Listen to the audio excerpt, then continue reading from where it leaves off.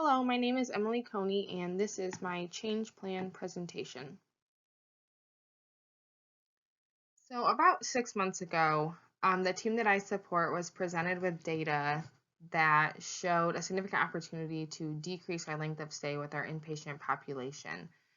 We have a database that we can compare our health system to other health systems around the country, and it showed an opportunity for decreasing length of stay, which would theoretically increase our reimbursement.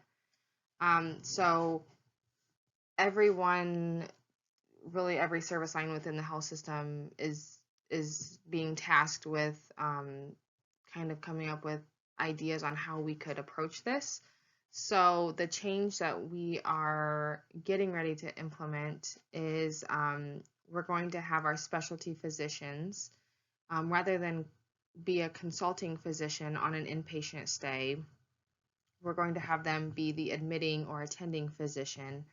Um, and the plan right now is to pilot this with the urology practice. So our urologists will admit the patients, and rather than an inpatient physician contacting urology to have one of them come consult on the patient before they can be discharged, we will have a urology physician dedicated solely to inpatient stays, to take care of the rounding and discharge of the patients.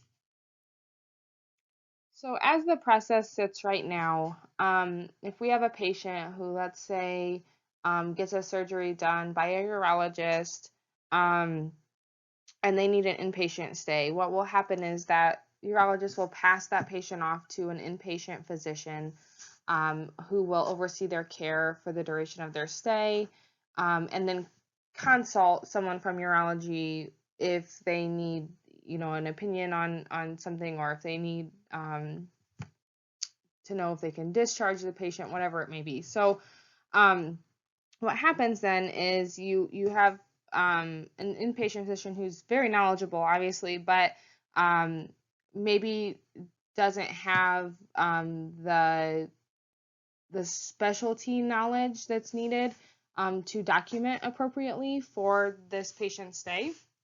And then what happens with that is, let's say it's not documented correctly, and it gets sent to coding, and then coding sends that on to the insurance company for reimbursement, and the insurance company says, no, your clinical documentation doesn't support what you coded.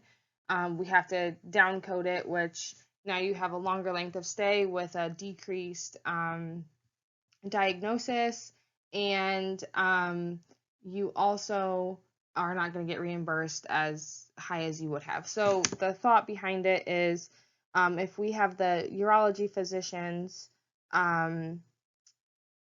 rounding and discharging the inpatient patients that are solely there for urology, you won't have to wait for the consult because you're going to have somebody there.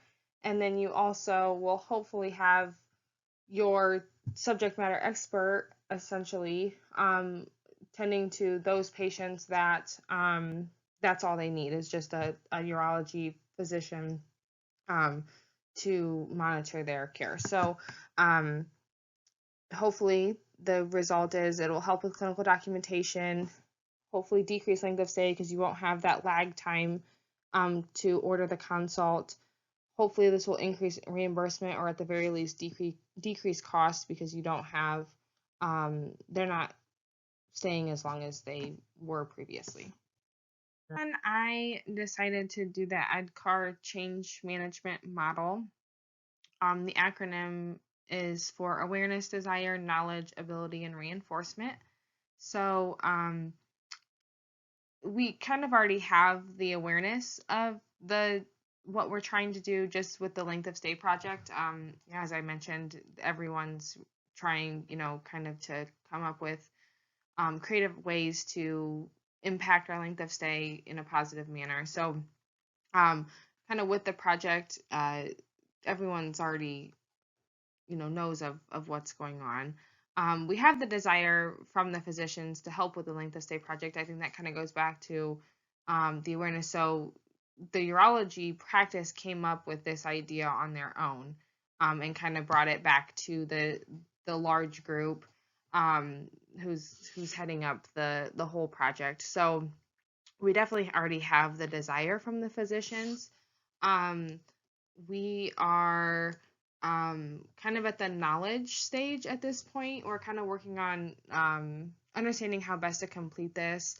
Um, the biggest thing with this, which kind of goes into the ability, is do we have enough physicians to be able to feasibly do this? Do we have enough coverage to have someone dedicated solely to rounding and taking care of the inpatient population for urology? And then, if this is successful, we can then use this as kind of a success story to reinforce um, the change and hopefully implement further to other practices or specialties. So for the force field analysis, for the driving force, these four I've already kind of discussed. So decreased length of stay, increased reimbursement, hopefully decreased cost with the decreased length of stay, and then the increased clinical documentation. All of those I valued at 5. My scale is 1 to 5, where 1 is low and 5 is high. I think all 4 of those are really driving the entire project. And so this particular change to help support this project, all of those are definitely driving this whole project. So the total for driving forces plus 20, restraining forces. I do suspect there's going to be physician resistance. There kind of already has been, just with the pilot, just kind of understanding how best to approach it. But that's not something that's going to stop the project from going forward. I do think inadequate staffing could be a potential issue, but we can work through that. So I valued that as a -3. And then it may not have the desired result, which, we're not going to know until we pilot it.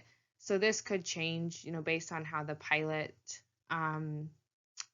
goes. So the total for restraining forces is -8. The total is plus 12. So it's still, definitely as it sits right now, worth piloting it and seeing, what that's going to do for our length of stay. And then I think coming back to the force field analysis after we do pilot that, to see if, maybe our restraining forces should have been higher, or if there were any that we missed, we could look at that time. To do the Cotter model for this one. I think it makes a little more sense to use the Cotter model on this particular change. So create an urgency. We've kind of already done. We know this is a huge initiative that we're trying to accomplish. So the urgency is definitely there to come up with, solutions on how best to approach the entire project. We definitely have a powerful coalition already formed. We have operational leaders from every service line involved in this project. So definitely have the whole health system behind us on this. Kind of goes with the vision for change. We're really it's really up to the clinical